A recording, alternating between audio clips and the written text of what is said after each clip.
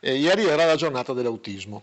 La giornata mondiale per la consapevolezza dell'autismo. Ecco, tu hai un figlio autistico, tu lo stai seguendo, io ti ho seguito in certe tue attività, è una cosa molto importante, però tra l'altro è una patologia che sta crescendo purtroppo in maniera esponenziale, non è, Molto forte. una volta era roba rarissima, era esploso col film Rain Rain Man, Man. fino allora almeno perlomeno io non sapevo neanche esistesse come patologia, mentre adesso notiamo che com'è difficile essere in Italia papà di un ragazzo autistico? Ma sinceramente io quando ho scoperto mio figlio Mattia avevo 25 anni, mia moglie 24 e parliamo di 30, quasi 30 anni fa.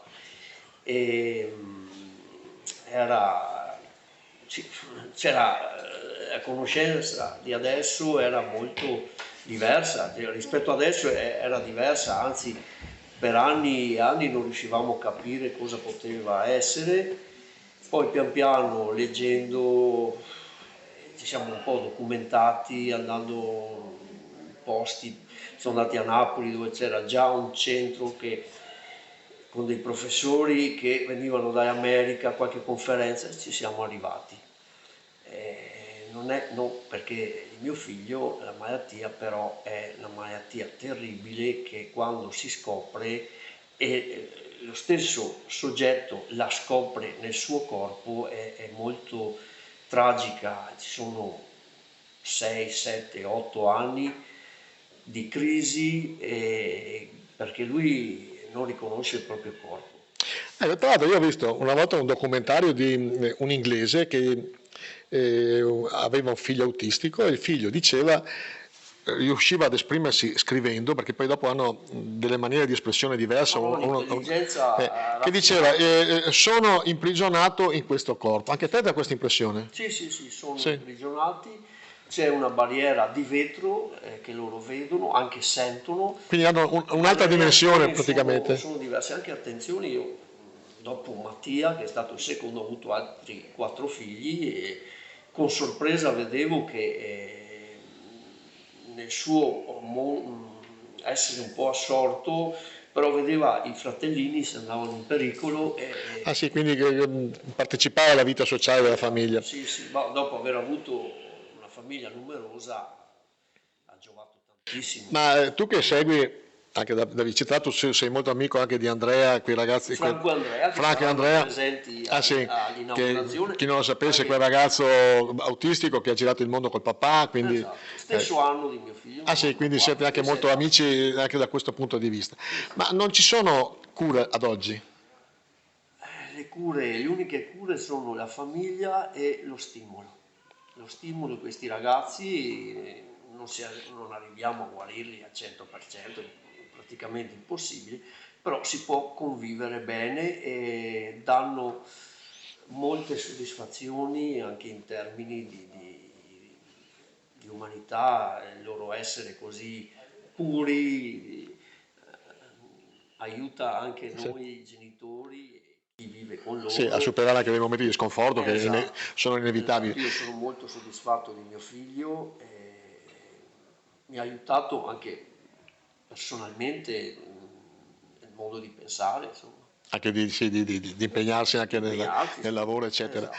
Ehm, Questa è una domanda che forse faccio fatica a fartela e forse farai fatica tu a rispondermi. Hai capito quale potrebbe essere stata la causa? È difficile parlarne perché Se ne vuoi parlare, se no, no... ma eh. io sono convinto che i vaccini obbligatori fatti in maniera spregiudicata abbiano aiutato, hanno L'aumento di questa patologia, aiutato sì. l'evoluzione. È tutto soggettivo. A me Stefano Montanari, è una persona che ha studiato molto, lui parlando assieme mi ha detto è come un ragazzo che esce al sabato sera e prende una pasticca di ecstasy, tutte le settimane, finita lo sballo lo del... sballo torna normale. Invece c'è il soggetto che con una pasticca sola vengono rovinati i neurotrasmettitori e si brucia Tu dici il che cervello. fondamentalmente è un tiro da dadi, di dadi Esatto, e lui mi ha chi ha, fatto questo paragone, dopo e chi ha avuto la sfortuna di avere un tiro sbagliato negli anni 90 ricordiamo lo scandalo del Ministero della Sanità con il famoso Duilio Poggiolini che ah sì, che aveva i soldi nel puff. sporchi lì, È vero, è vero. lì è tutto da vedere, insomma comunque la cosa è soggettiva, è stato scoperto anche un gene, dunque una parte ereditaria contribuisce a- allo sviluppo della malattia. Eh, Mio figlio per esempio fino a 2 anni e mezzo, 3 era perfetto, ah sì, non te ne sei accorto ha subito. cominciato a camminare prima degli altri, ha tolto il pannolino prima degli altri e dopo un certo punto c'è stato un crollo e lo sguardo si era abbassato, non fissa mai nessuno negli occhi e da Sì? lì abbiamo cominciato A a preoccuparvi. preoccuparci. Ma Parliamo di 30 anni fa sì. comunque. Chi ha dei figli con delle difficoltà ha il problema di quando non ci sarai più. Tu, quando non ci sarai più, hai già programmato come tuo figlio potrà superarlo? Più che quando non ci sarò più e quando anche ci sono, perché ricordiamo che la battaglia più grande nella disabilità generale, voglio dire nell'autismo, nel Down, sono spesso le istituzioni e, come si può dire, le difficoltà nel far valere i propri diritti come quello della scuola. Cioè a settembre, quando inizia la scuola, è una battaglia, è un'umiliazione ogni volta per avere le ore che spettano di diritto a sti ragazzi. E questo in un paese civile non è Dovrebbe così essere scontato. scontato, invece non è così scontato.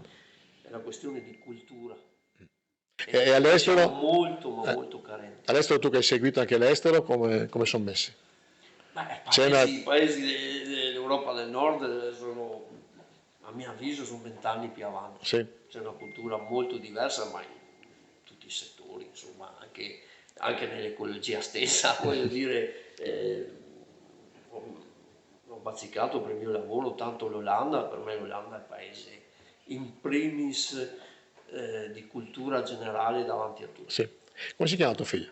Mattia, Me lo saluti? ma senz'altro Grazie Luca. a te.